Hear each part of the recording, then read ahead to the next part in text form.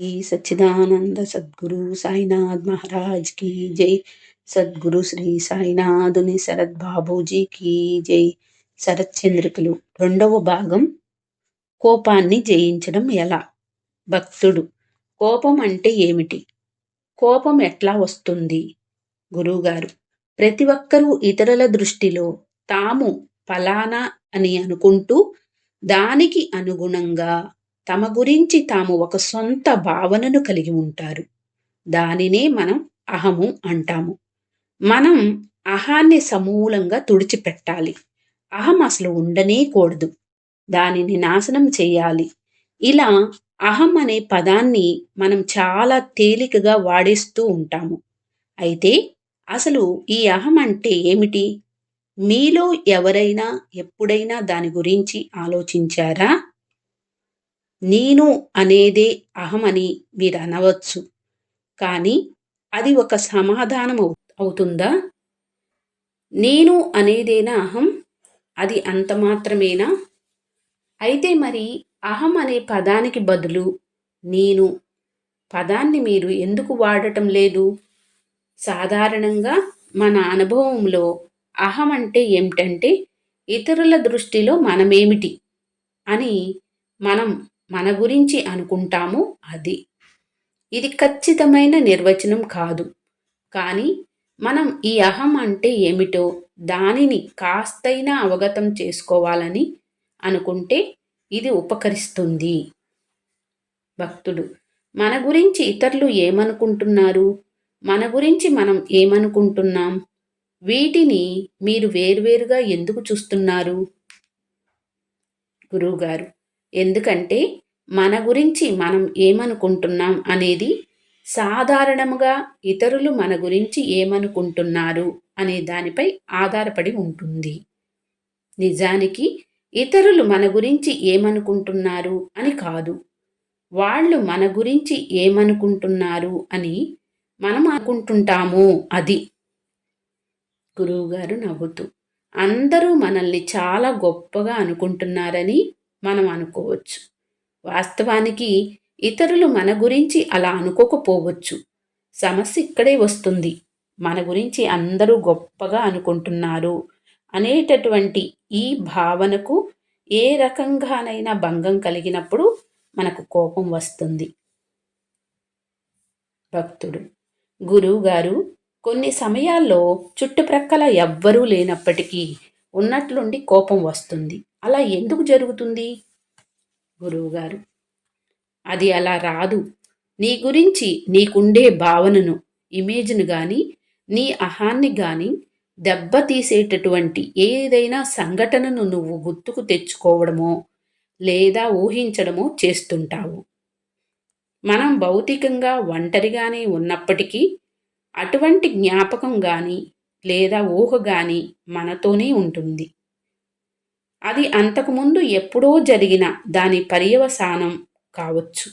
అంటే మన పరిస్థితుల వల్ల అంతకుముందు అణుచుకున్నటువంటి విషయం మనం ఒంటరిగా ఉన్నప్పుడు దాన్ని నీడలాగా, ఒక జ్ఞాపకంలాగా, స్మృతిలాగా గుర్తుకు వస్తుంది.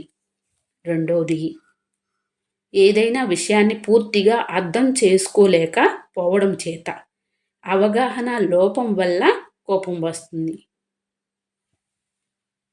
మూడవది, మనకు బాధ కలగడం వల్ల కానీ, ఏదైనా సుఖాన్ని కోల్పోవడం వల్ల కానీ మనకు కోపం రావచ్చు. మొత్తం మీద చెప్పాలంటే కోపం రావడానికి ఈ 3 కారణాలు కారణమవుతాయి. నీకు కోపం వచ్చిన ఏ సందర్భాన్ని తీసుకున్నా దానికి కారణం ఈ మూడింటిలో ఏదో ఒకటి అయి ఉంటుంది. మొట్టమొదటిది మన గురించి మనకుండే భావన, ఇమేజ్ను ప్రభావితం చేసే విషయాన్ని గుర్తుకు చేసుకోవడం, ఊహించుకోవడం. ఇది చాలా వరకు ఊహ మాత్రమే అయి ఉంటుంది. నిజానికి దానికి ఎటువంటి స్పష్టమైన ఆధారం ఉండదు.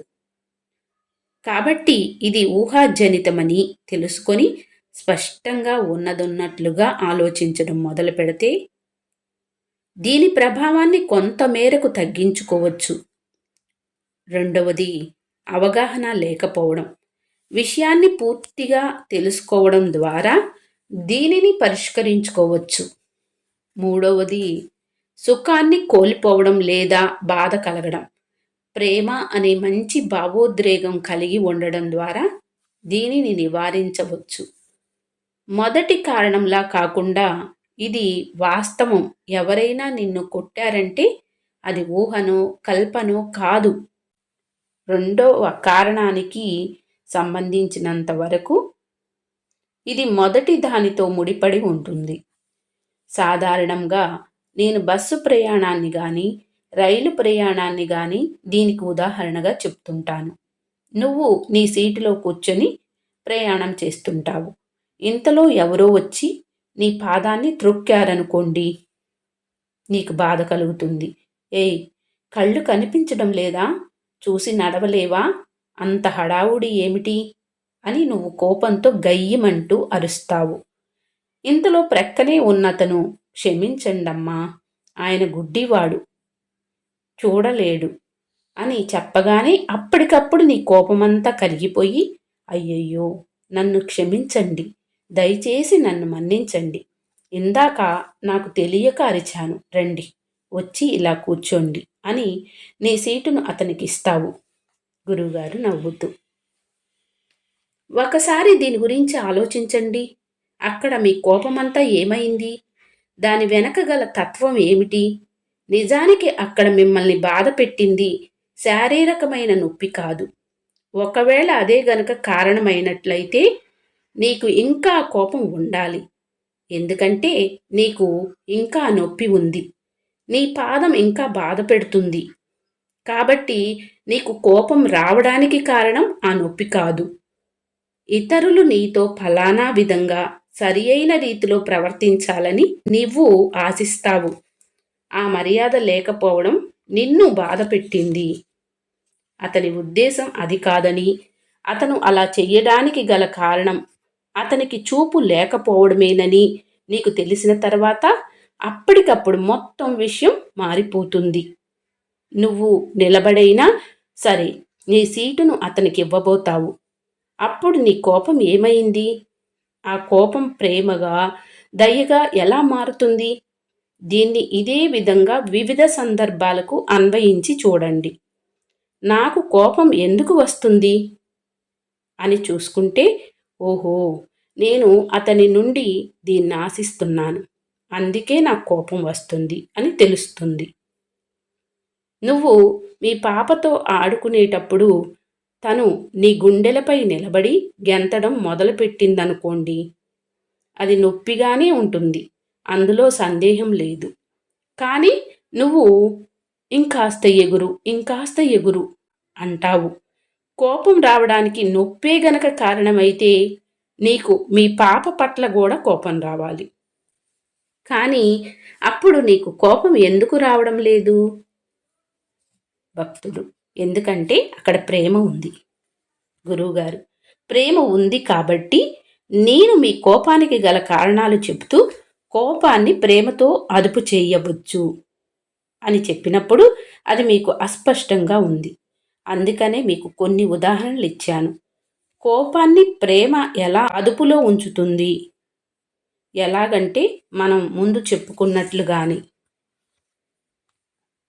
గురువుగారు, మనం సాధారణంగా ఫలానా సంఘటన జరగడం వలనో, ఈయన ఇలా చేయడం వలనో, ఆమె అలా చేయడం వలనో మనం కోపం వచ్చిందని అనుకుంటాం.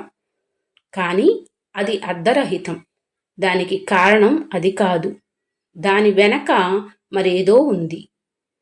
దానిని గనక నువ్వు తెలుసుకోవాలని ప్రయత్నిస్తే కోపాన్ని పూర్తిగా జయించలేకపోయినా కనీసం నువ్వు కోపగించుకునే సందర్భాలను తగ్గించుకోవచ్చు. ఇతరులు మన గురించి ఫలానా విధంగా అనుకుంటున్నారని, మన గురించి మనకున్న భావన తప్పు అని మన కోపం తెలియజేస్తుంది.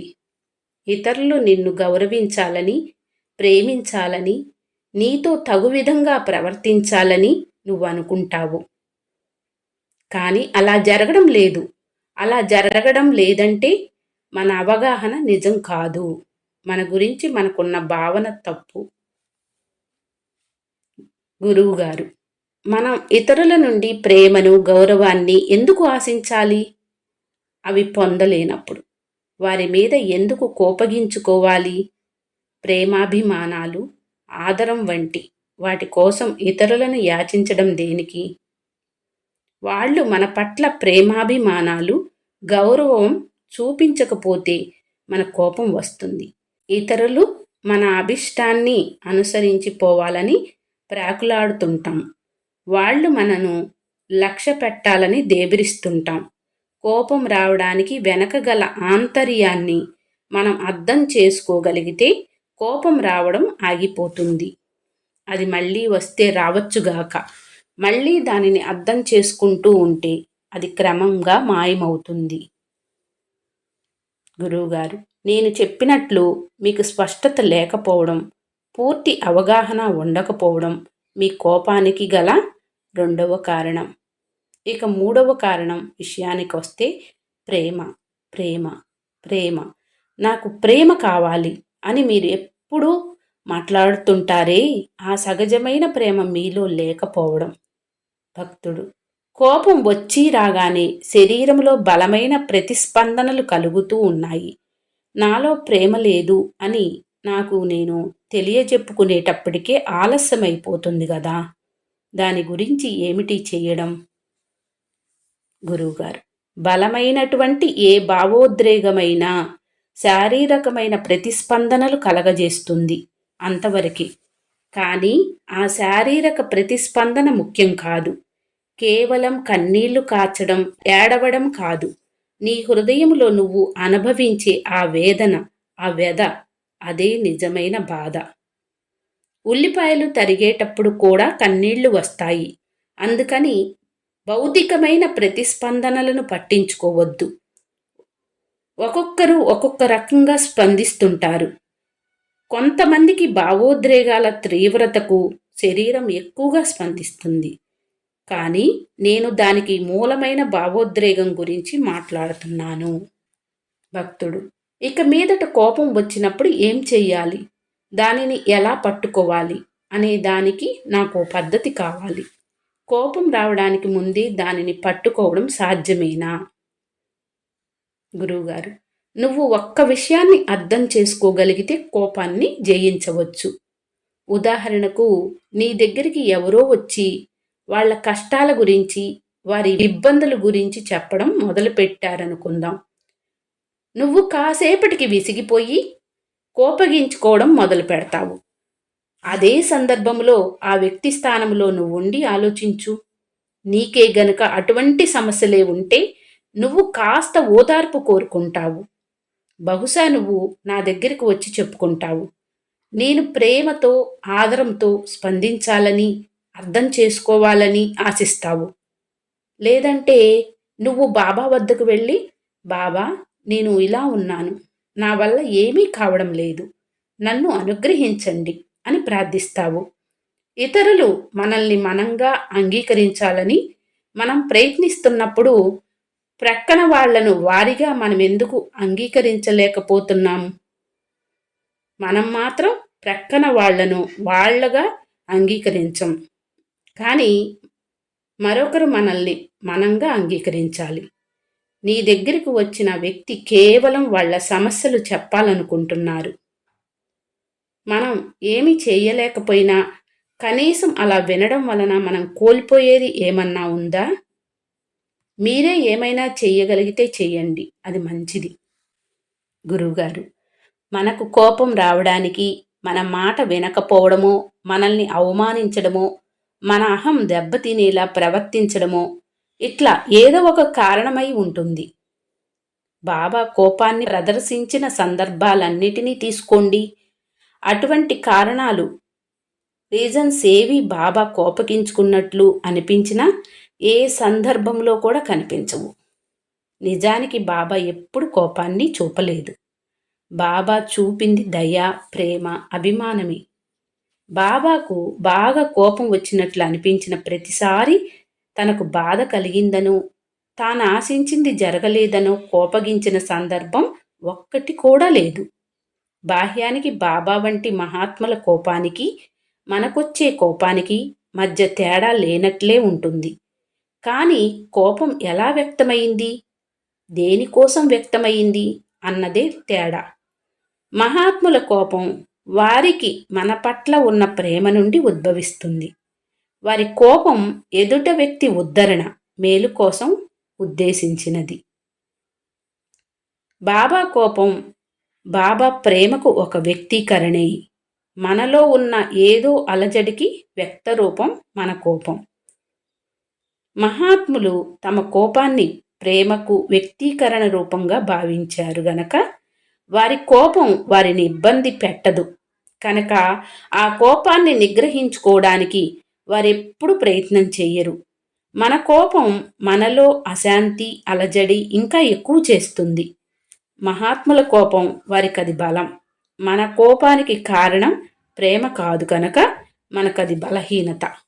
భక్తుడు ఈ కోపం, ఈ వేదన, ఈ వ్యధ అనుభూతం కానటువంటి ఆ స్థితికి మేము చేరుకోవడం ఎలా? గురువుగారు, మీ హృదయంలో సద్గురువు రగిలించిన ప్రేమ ఉంటేనే అది సాధ్యమవుతుంది. మీ హృదయంలో ప్రేమ ఉన్నాక మీరు చెడును చూడలేరు. మీకు అజ్ఞానం కనిపిస్తుంది. మీరు వారి కోపాన్ని అర్థం చేసుకొని వారి పట్ల సానుభూతి చూపుతారు. యేసుక్రీస్తు ఏం చెప్పారు? ఆయనకి సిలువ వేయబడుతూ చీలలు కొట్టి శూలారోపణ చేస్తున్న సమయంలో కూడా ఆయన ఏమన్నారు? తండ్రి, వారు చేస్తున్నదేమిటో వారికి తెలియదు, వారిని క్షమించండి. ఆయనకు గల వివేకం వలన, ఆ ప్రేమ వలన అంతటి సహనం సాధ్యమైంది. బాబా కూడా అలాగే ప్రతిస్పందించారు. ఆయన ఇలా అన్నారు, పసిబిడ్డ కాలిపై మల విసర్జన చేస్తే బిడ్డను నరుకుతామా, కాలిని నరుకుతామా అని? అలా చెయ్యం కదా. ఎందుకంటే ఆ పసిబిడ్డకు తాను ఏం చేస్తుందో తెలియదు. అందుకని మహాత్ములు దానిని ద్వేషించరు. మన పిల్లలు ఏమైనా చేస్తే మనం దానిని ఎలా చూస్తాం? అటువంటి దృక్పథం రావడానికి మన హృదయం ప్రేమతో నిండిపోవాలి. మన హృదయంలో ప్రేమ పెళ్ళుబిక్కి అది ప్రేమతో నిండిపోవాలి. అలా అయినప్పుడే అది సాధ్యమవుతుంది. అటువంటి ప్రేమ ఉన్నప్పుడు మిగతావన్నీ దానిని అనుసరిస్తాయి. వారు చేస్తున్న దానిలో చెడును యేసుక్రీస్తు చూడనే లేదు. భక్తుడు, మేము అటువంటి ప్రేమను అనుభవించేదాకా ఇప్పటికే మాలో ఉన్న కోపాన్ని ఎలా ఎదుర్కోవాలి? గురువుగారు, ప్రక్కన వ్యక్తిని అర్థం చేసుకోవడం ద్వారా, ఆదరించడం ద్వారా, సానుభూతి చూపించడం ద్వారా, వారి పరిస్థితిని అవగాహన చేసుకోవడం ద్వారా, ఇవి ఉన్నప్పుడు కోపం ఉండదు. శ్రీ సచ్చిదానంద సద్గురు సాయినాథ్ మహారాజ్ की जय. सद्गुरु श्री साईनाथ शरद बाबू जी की जय.